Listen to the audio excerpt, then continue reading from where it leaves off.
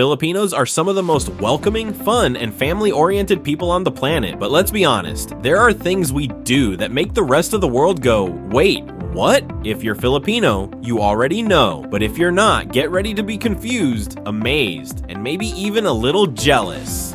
The pasalubong tradition. Let's start with our love for pasalubong. In other countries, when someone travels, they bring back memories. But Filipinos, we bring back souvenirs for everyone. When on a trip, your family, friends, office mates, even your neighbor's cousin's dog, they're all expecting pasalubong. And if you come back empty-handed, good luck explaining yourself. It's basically an unspoken rule. If you travel, you bring something home. And no, it doesn't have to be expensive. A simple keychain or some snacks will do. It's the thought that counts. The Filipino fridge gamble. Now, let's talk about Filipino fridge habits. In most countries, if you open a container of ice cream, you get ice cream. Simple, right?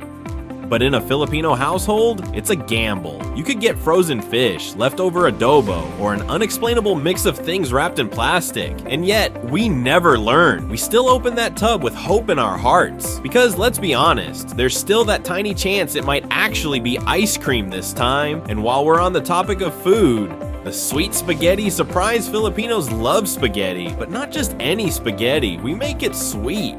We mix banana ketchup with hot dogs, and to the rest of the world, this makes zero sense. But in the Philippines, Jollibee's sweet spaghetti is a national treasure. It's not just food, it's childhood. And once you try it, you'll never go back to regular spaghetti. Trust me, it's addictive. The nickname culture. Now, let's talk about Filipino families. If you have a Tito boy or Tita baby, you already know where this is going. Filipinos love nicknames, and sometimes they don't make any sense. A full-grown man can be called Junjun for his entire life. And it's totally normal. And it's not just people. We also give the funniest, most random nicknames to objects and places. That's why when a Filipino tells you to get something from the ano on top of the ano, somehow we still understand what they mean. The lip point, here's another one that confuses foreigners. Our way of pointing. Instead of using fingers, Filipinos point with their lips. Someone asks, "Where's the remote?" We don't speak. We just do the lip point, and somehow we all understand exactly where to look. It's such a natural thing that we don't even realize how strange it is until someone from another country sees us doing it. And then we have to awkwardly explain,